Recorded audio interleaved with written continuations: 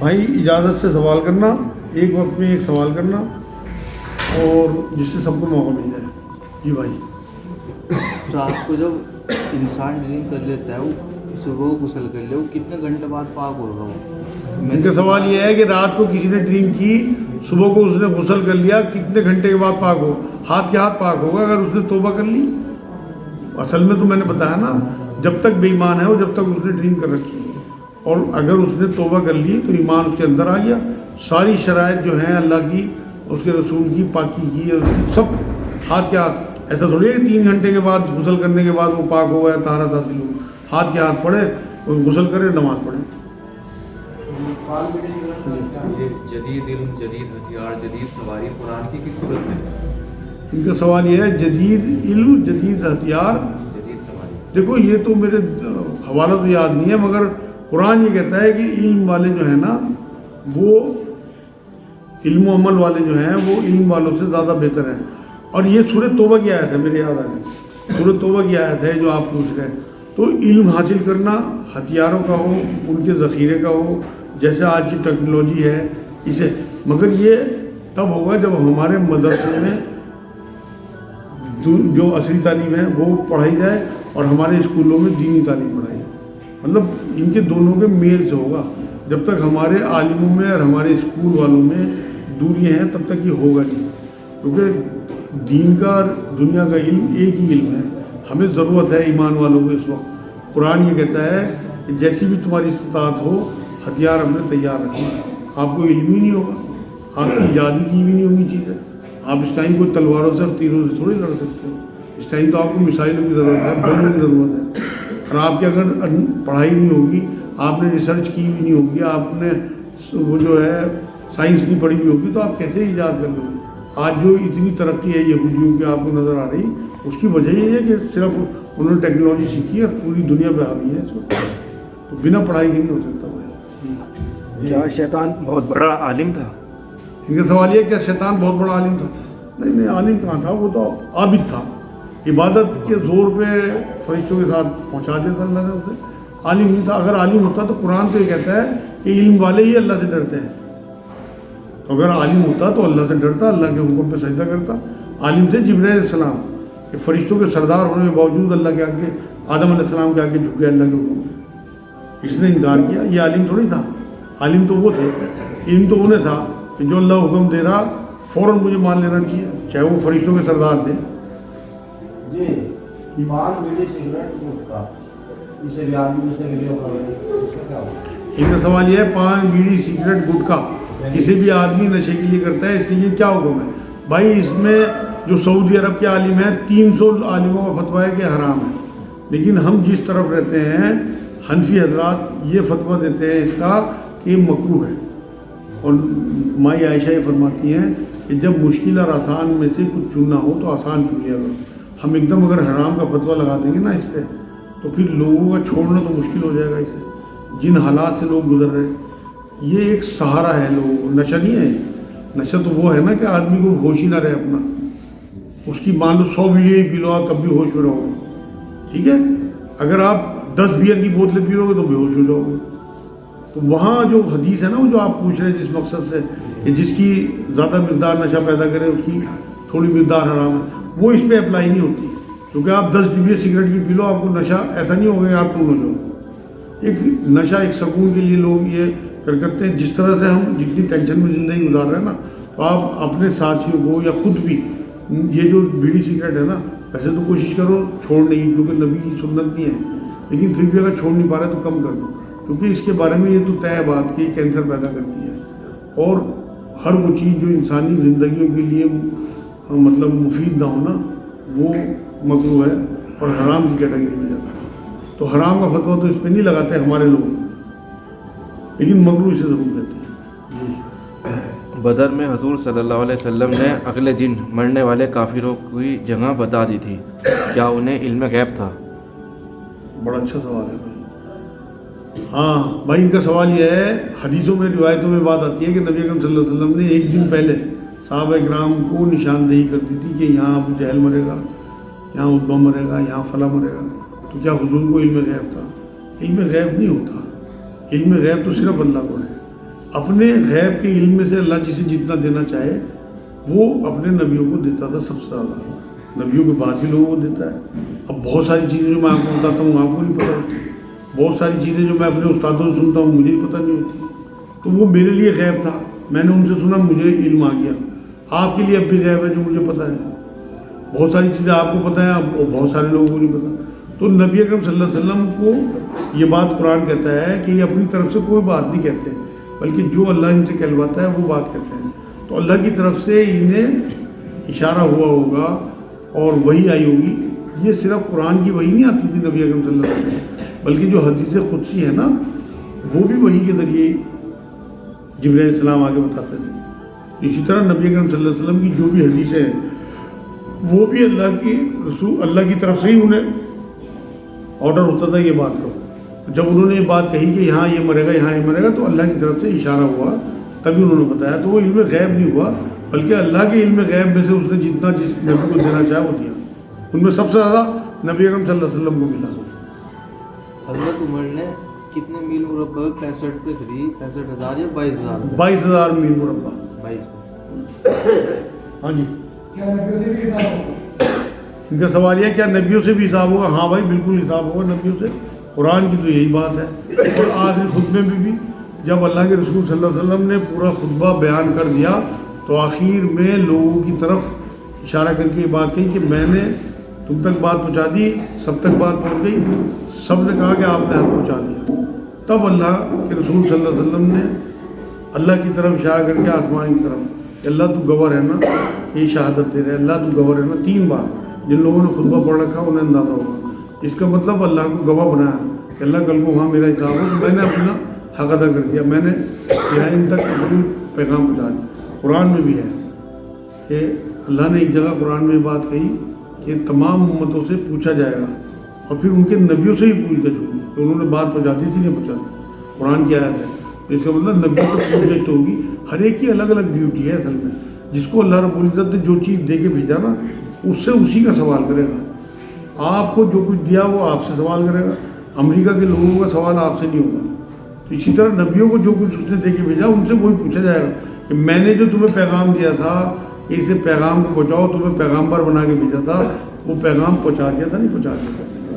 پتہ ہوگا اللہ کو، لیکن وہاں امتوں کے سامنے جس سے کوئی انگلی نہ اٹھا سکے ہم تک پیغام نہیں پہنچا۔ آپ سب لوگ جو ہیں وہ کوئی یہ نہیں کہہ سکتا وہاں کہ ہم تک پیغام نہیں پہنچا، اللہ کا کلام حاضر، ہم جیسے لوگ آپ تک بات پہنچانے کے لیے حاضر، سب کو وہاں پہ اللہ کے آگے کھڑے ہونا ہے اور اللہ کے رسول صلی اللہ علیہ وسلم اللہ کے آگے کہیں گے بھائی میں نے پہنچا دیا تھا، تو گواہ تھا، کہ آخری خطبے میں ساری بات میں۔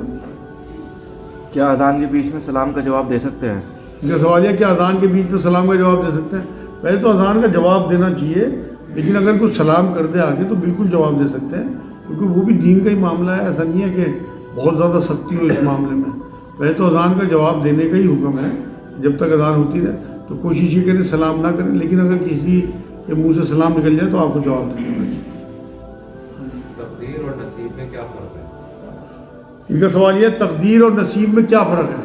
بھائی تقدیر وہ ہے جو آپ کے اختیار میں نہیں ہے، جسے آپ بدل نہیں سکتے، جیسا آپ کے ماں باپ ہیں، آپ کا ڈی این اے ہے، آپ کے موت کا طریقہ، موت کا وقت، موت کی جگہ، یا آپ کل کیا کمائیں گے، یہ سب تقدیر ہیں جو آپ کے ہاتھ میں نہیں ہے۔ اور نصیب وہ ہے جو اللہ رب العزت نے آپ کے اپنے ہاتھ میں دے دیا اختیار میں، کہ آپ کے ماں باپ اگر آپ کو پڑھنے کے لیے اسکول بھیج رہے ہیں اور آپ نہیں پڑھ رہے ہیں تو یہ تقدیر نہیں ہے، یہ نصیب ہے۔ آپ نے خود اپنا نصیب لکھ دیا کہ آپ نے اپنا گولڈن ٹائم جو ہے وہ برباد کر دیا کہ آپ پڑھیں گے۔ اسی طرح سے آپ کو کاروبار کرا کے دیا اور آپ اپنے دوستوں میں وقت گزار رہے ہیں، کاروبار پہ وقت نہیں دے رہے، دکان پہ نہیں بیٹھ رہے، تو یہ تقدیر نہیں ہے کام نہ چلنا، بلکہ یہ نصیب ہے۔ آپ ٹرین کے آگے کھڑے ہو جاؤ اور یہ کہہ دو کہ بھائی میں نہیں کٹنے کا، ہر حال میں کٹو گے، یہ نصیب ہے آپ کے اختیار میں۔ آپ کو ٹرین کا پتہ ہونا چاہیے کہ مجھے یہاں سے ہٹ جانا چاہیے ورنہ میں کٹ جاؤں گا۔ تو نصیب وہ چیز ہے جو اللہ نے آپ کے اختیار میں دیا، آپ اپنا نصیب خود لکھتے ہیں، اور تقدیر وہ چیز ہے جو اللہ نے فکر کر کے بھیجا، وہ بہت تھوڑی چیزیں ہیں، باقی پورا نصیب اللہ نے ہمارے اپنے ہاتھ میں دے رکھا۔ جیسی محنت کریں گے، جس طرف بڑھنا چاہیں گے، قرآن میں اللہ نے کہا کہ میں نے تمہیں راستے دکھا دیے، چاہے تم شکر گزاری کرو چاہے نہ شکری۔ مطلب اگر آپ برے راستے پہ چلنا چاہیں گے اللہ اسی میں برکت ڈال دیں گے، اگر آپ اچھے راستے پہ چلنا چاہیں گے اللہ اسی میں برکت ڈال دیں گے، اور یہی نصیب ہے۔ کل کو آپ اللہ کو انگلی نہیں اٹھا سکتے کہ تو نے مجھے غلط راستے پہ ڈالا، اللہ نے دونوں راستے بنائے۔ ایسے ایک لفظ قسمت آتا ہے، قسمت، اس کا کیا نہیں ہے؟ قسمت میں دونوں چیز آتی ہیں، میں نے بتا دیا، آج واضح ہو جانی چاہیے بات۔ آپ کی جو محنت کے ساتھ جڑا ہوا ہے وہ نصیب ہے، اور جو فکس ہے اب وہ آپ کا جو ہے وہ تقدیر ہے۔ اب قسمت میں دونوں ہی چیزیں ہو سکتی ہیں۔ ہاں جی،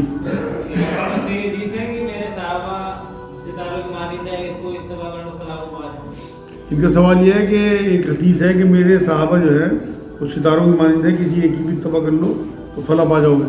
ہاں حدیث تو ہے، کچھ لوگ اسے ضعیف کہتے ہیں، کچھ اختلاف ہے اس میں، لیکن ٹھیک حدیث ہے بالکل یہ۔ تو کیا صحابہ غلطیوں سے پاک؟ ان کا سوال ہے کہ صحابہ غلطیوں سے پاک ہے؟ نہیں، صحابہ غلطیوں سے پاک نہیں ہے، لیکن اللہ ان سے راضی ہو گیا۔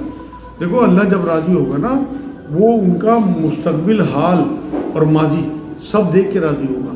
ان کی جو غلطیاں ہیں انہیں معاف کر کے آگے اس نے یہاں تک کہہ دیا قرآن میں اپنے صحابہ کے بارے میں کہ جب یہ جنت میں جاتے ہوں گے تو میں ان کے دلوں میں جو کینہ ہوگی نا ایک دوسرے کے لیے دنیا میں، اسے صاف کر کے جنت میں داخل کروں گا۔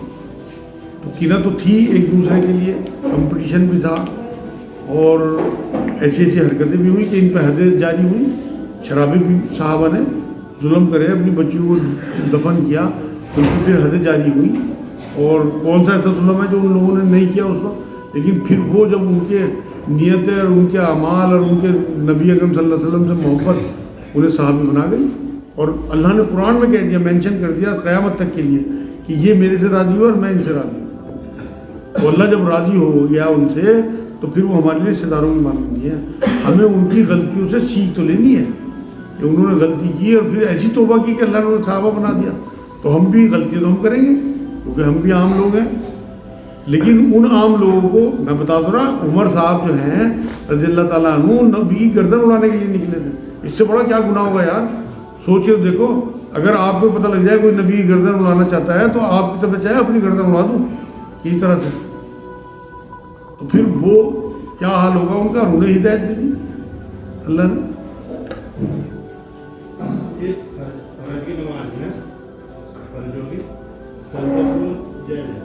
ان کا سوال یہ فرض نمازوں میں سجدہ سہو جائز ہے؟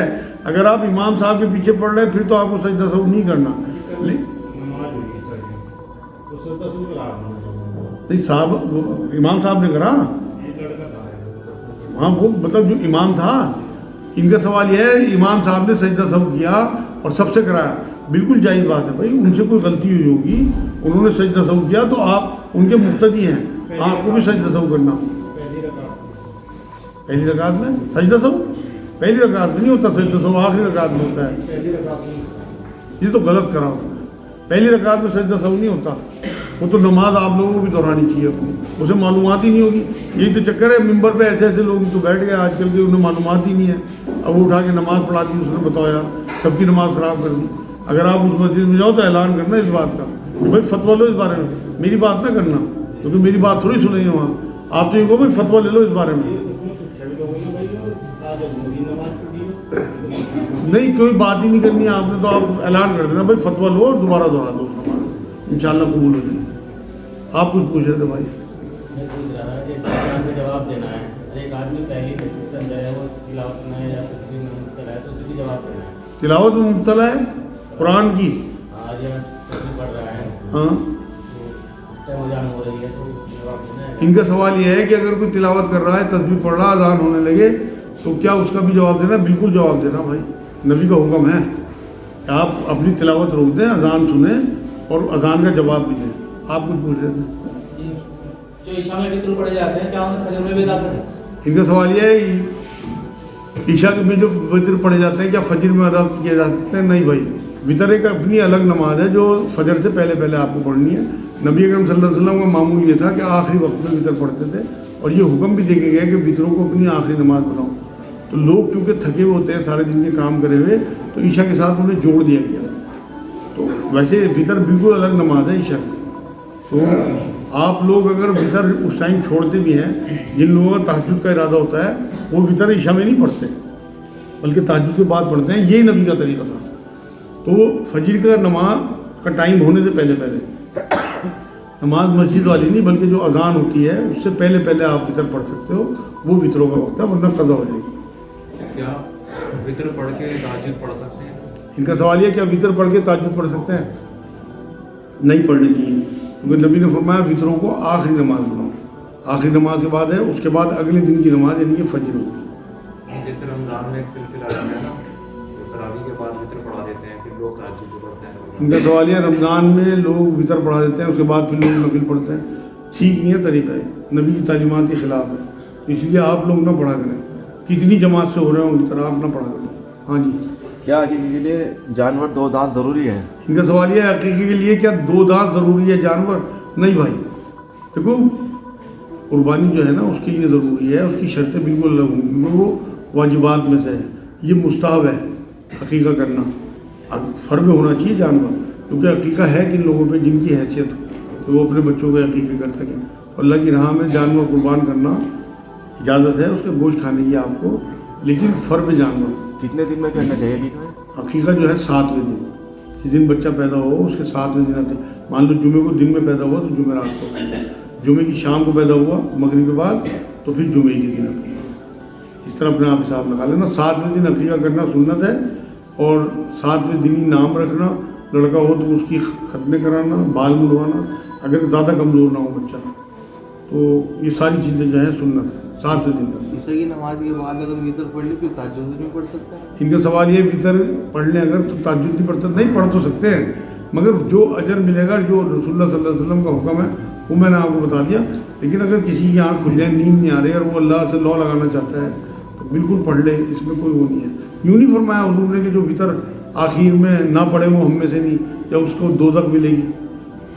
ایک حضور نے اپنی طرف سے ایک اطلاع دی جس سے تہجد پڑھنے والوں کو آسانی ہو جائے کہ وطر کو آخری نماز بناؤ، اور خود کا طریقہ بھی یہی تھا۔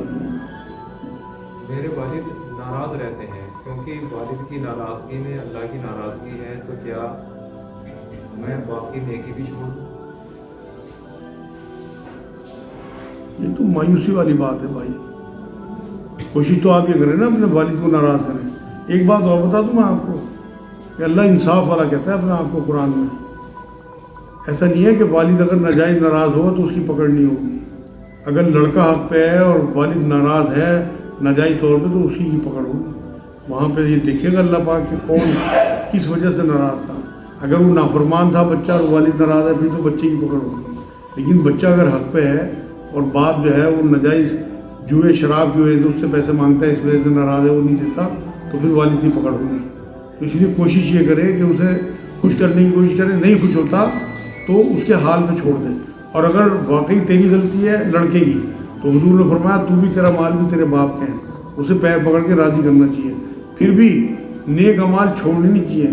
قرآن کی آیت یہ ہے کہ میں شرک کے علاوہ تمام گناہ معاف کر سکتا ہوں، تو اللہ کی اپنی رحمت اور برکت ہے کہ وہ معاف کر دے، ایسے نیک کام کرے وہ بندہ اور توبہ کر لے، آخری وقت سے پہلے پہلے اسے توبہ کی توفیق مل جائے، اپنے والد سے مطلب معافی مانگ لے، انشاءاللہ تعالیٰ معاف کر دے۔ اسی سے جڑا ہوا ایک سوال ہے کہ نماز وغیرہ بھی وہ نہیں مانتے اور کہتے ہیں دوزخ میں تو جانا ہے۔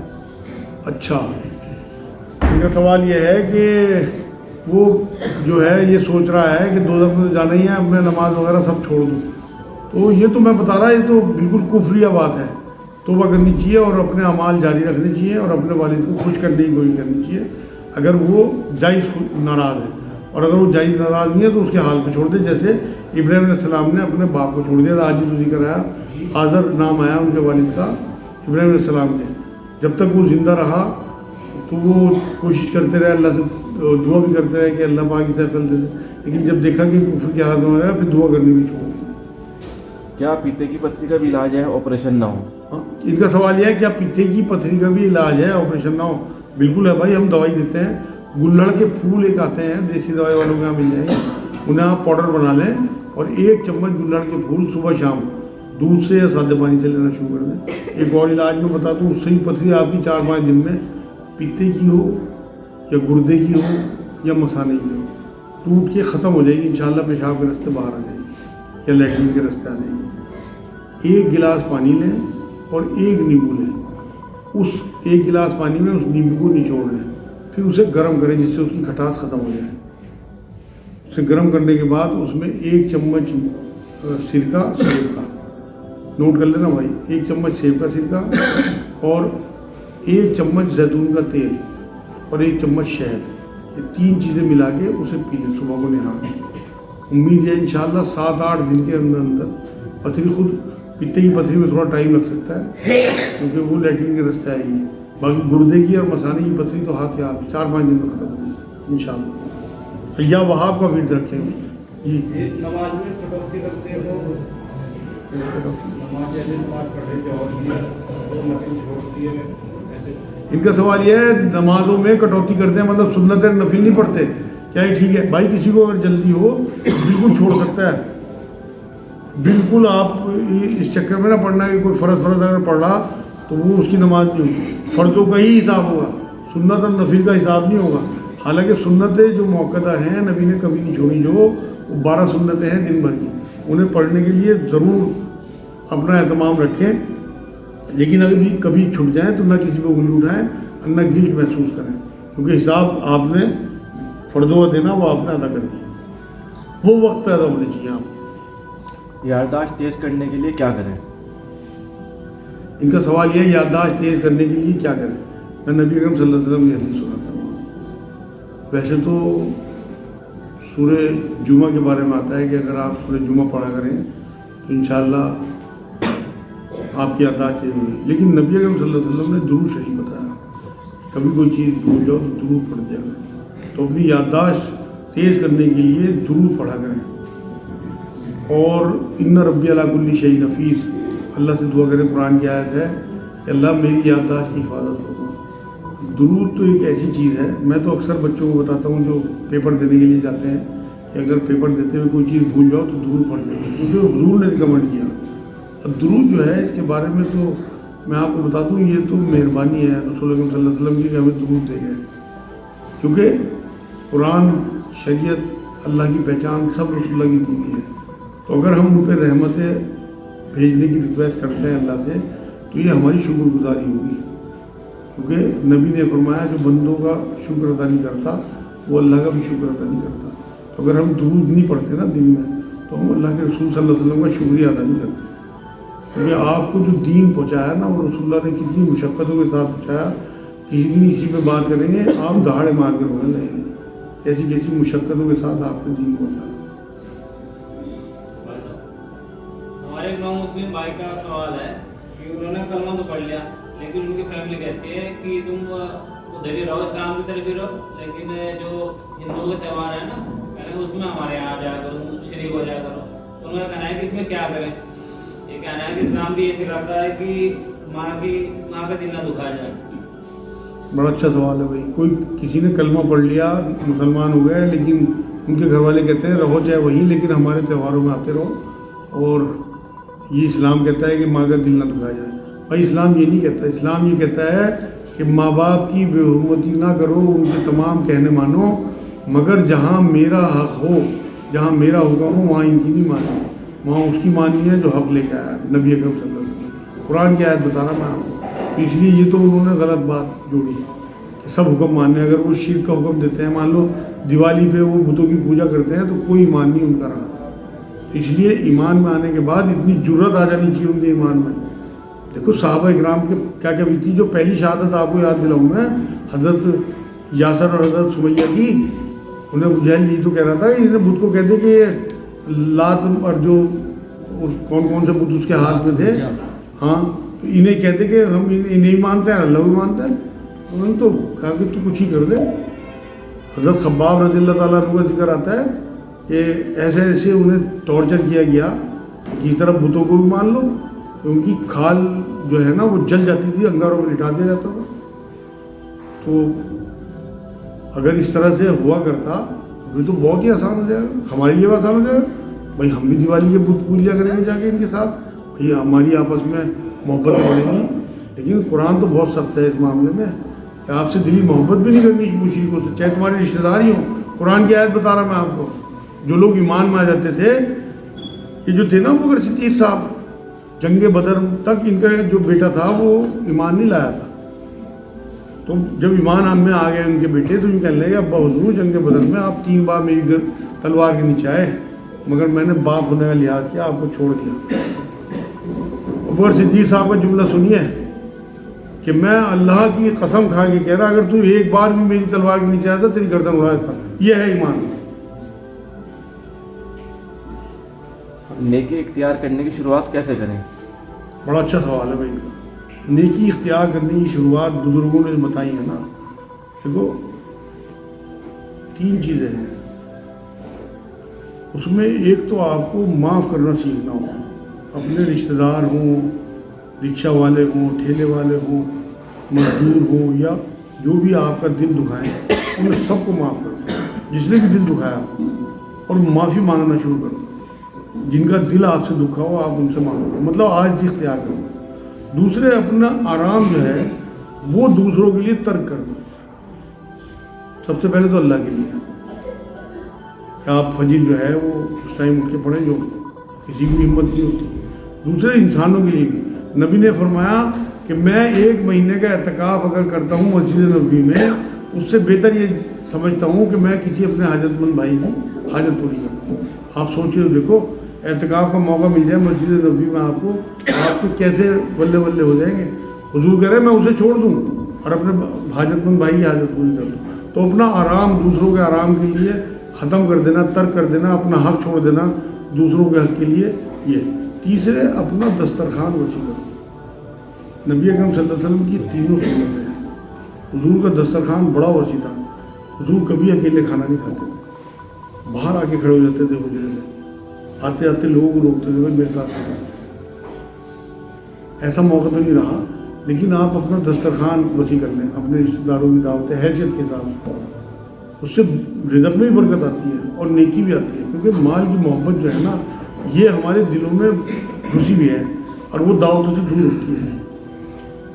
ایک واقعہ میں نے پتہ نہیں سنایا. ایک بار ایسا ہوا کہ ایک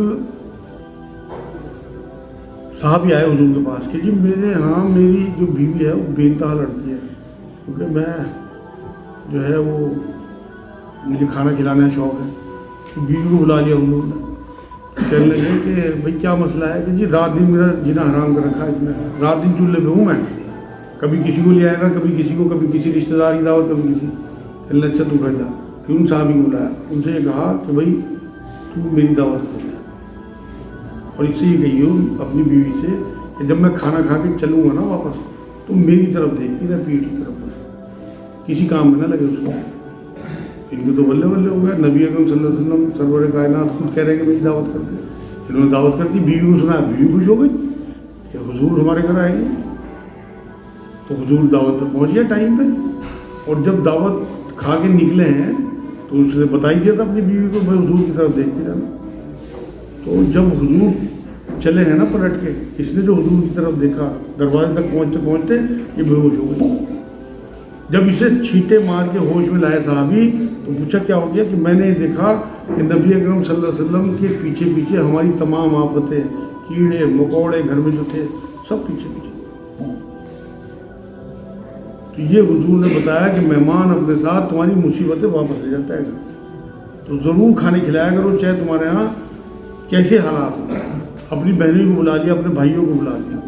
تو یہ جو دسترخوان وسیع کرنا ہے اس سے بھی نیکی آئے. ہاں جی,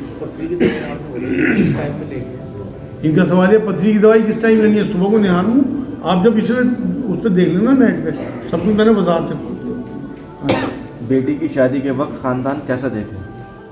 بڑا اچھا سوال ہے. جب بیٹیوں کا شادی کرنی ہو, رشتہ کرنا ہو, کیسا خاندان دیکھیں؟ بھائی ایسا خاندان دیکھو جس میں مرد فیصلے کرتے ہوں, عورتیں فیصلے نہ کرتی ہیں. 1 نمبر. 2 نمبر بات یہ ہے کہ یہ دیکھو کہ ان کے ہاں طلاق کی ریشو زیادہ تو نہیں ہے. بچیوں کو طلاق دیتے یا لیتے تو نہیں. تیسرا یہ دیکھو کہ ان کے سب سے اہم بات کہ ان کے ہاں عورتوں کی عزت کتنی ہے, عورتوں کے بارے میں ان کی ذہنیت کیا ہے. پیر کی جوتی سمجھتے ہیں, سر کا تاج سمجھتے ہیں. کیونکہ نبی نے تو سر کا تاج بنا دیا تھا. اس سے پہلے جو حالات تھے عورتوں کے سب کو پتہ ہے جاہلیت کے زمانے میں. نبی کے آنے کے بعد عورتوں کی کتنی محبت، کتنی عزت اور کتنی وقت ہونے لگی، سب کو پتہ ہے۔ تو اگر یہ تینوں چیزیں آپ اس خاندان میں دیکھ رہے ہیں اور ان میں کہیں کمی دیکھو تو نہ کرنا، کیونکہ آپ کی بچی وہاں جا کے پریشانی ہوگی۔ فیصلے مرد کریں، عورتوں کی عزت بے انتہا ہوتی ہو، محبت ہوتی ہو، اور تیسرے طلاق کا ریشو نہ ہو۔ کیا سجدے میں دعا کر سکتے ہیں؟ ان کا سوال یہ کیا سجدے میں دعا کر سکتے ہیں؟ دعا ہی سجدے میں کرنی چاہیے میرے بھائی، کیونکہ قرآن میں اللہ نے اللہ کی قربت کا کوئی اور عبادت میں معاملہ بتایا ہی نہیں، صرف یہ کہا کہ سجدہ کر اللہ کے قریب ہو جا۔ تو سجدہ اللہ کی قربت کی نشانی ہے۔ اگر آپ امام صاحب کے پیچھے ہو پھر تو آپ ان کے تابع ہو، ورنہ باقی پوری نماز میں جب جب آپ کو موقع ملے تلاوت کے علاوہ ہر جگہ دعا کیا کرو، رکوع میں ہو وہاں دعا، اللہ کے آگے جھکے کھڑے، یا کسی بندے کے آگے آپ ذرا سا جھک جاؤ، کیسا وہ اندر سے اوبلائز ہوتا ہے، تو آپ اللہ کے آگے جھکے کھڑے، وہ اوبلائز نہیں ہوگا، وہاں دعا۔ سجدے میں جہاں آپ نے اپنی پیشانی جھکا دی وہاں دعا۔ اتحیات میں بیٹھے آپ نے اتحیات پڑھ دی، اس کے بعد درود شریف، اس کے بعد جتنی مرضی دعائیں، یہ جگہیں دعاؤں کی ہیں۔ ہمارے ہاں تو اصل میں ایک روٹین بن گیا نا کہ نماز کے بعد سارے ہاتھ اٹھا کے دعا کرنے بیٹھ جاتے ہیں، یہ سنت کے خلاف ہے، منع نہیں ہے مگر سنت نہیں ہے۔ دعا جو کرنا جو ہے نا وہ حکم جو ہے قرآن کا وہ یہی ہے، اللہ کی قربت کی نشانی ہے، آپ سجدے میں دعائیں کریں۔ آپ کر کے دیکھو کیسی رکعت طاری ہوتی ہے، کیسا اللہ کو آپ قریب پاتے ہو۔ رات میں آپ سجدہ کرنا، سجدے کی دعا کو چومنا، ایسا لگتا ہے اللہ یہی ہے۔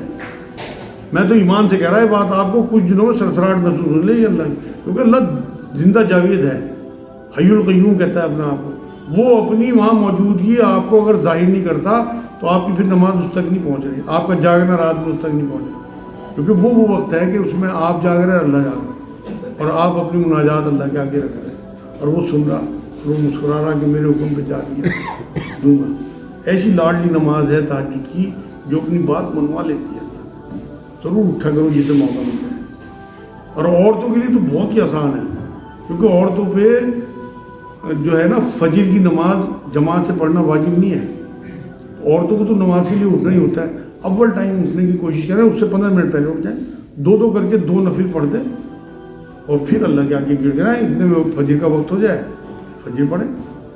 عورتوں کے لیے زیادہ آسان ہے مردوں کے بنسبت، لیکن جس مرد نے بھی اپنی ایک میں واقعہ سناؤں آپ کو، ایک بزرگ تھے، شبلی نام تھا شاید ان کا، انہی کے بارے میں بات آتی ہے کہ جب ڈیتھ ہوئی نا ان کی، اسی دن رات میں اپنے ایک شاگرد کے خواب آئے، تو اس نے پوچھ لیا شاگرد نے کہ حضرت بخشش ہو گئی، کہ بھائی بہت مشکل سے ہو گئی لیکن بہت مشکل، کیا چیز کام آئی کہ راتوں میں جاگنا،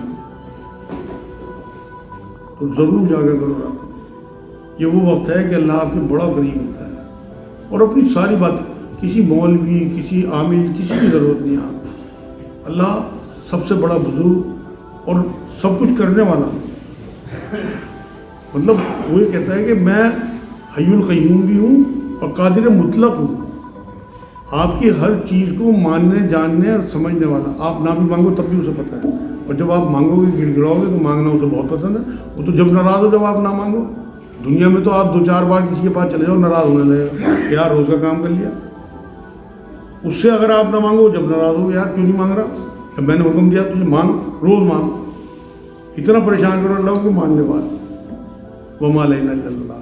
اللہم صلی علی سیدنا محمد وعلی آل سیدنا محمد وبارک وسلم۔ اے اللہ تو ہمارے گناہوں کو معاف فرما، یا اللہ تو رحمت فرما دے، یا اللہ تو فضل فرما دے، یا اللہ تو کرم فرما دے، یا اللہ اپنے رسول، اپنے دین، اپنی کتاب، اپنی مخلوق کی محبت ہمارے دلوں میں دے، یا اللہ ہم دوسروں کے کام آنے والے بنے، یا اللہ ہم اپنے آرام کو بھول کے دوسروں کے آرام کی کوششوں میں لگ جائیں، کہ اللہ پاک ہمیں ظلم سے، حسد سے، جلن سے، بغض سے ہماری حفاظت فرما، گالی گلوچ سے، غصے سے، بغض سے ہماری حفاظت فرما، نمبر 2 مال بیچنے سے، حرام کمائی سے ہماری حفاظت فرما، عورتوں پہ ظلم کرنے سے ہماری حفاظت فرما، ہماری عورتوں کو بے پردگی سے بچا، اپنے میاؤں کی، اپنے خاوندوں کی بے حرمتی سے بچا، یا اللہ ہمیں اپنے بڑے بزرگوں کی عزت کرنے اور چھوٹوں سے شفقت کرنے کی توفیق عطا فرما، یا اللہ پاک ہمارا یہاں بیٹھنا قبول فرما، ایمان والی آسان زندگی، ایمان والی آسان موت فرما، یا اللہ یہاں جو لوگ آتے ہیں ان کے جو مسائل ہیں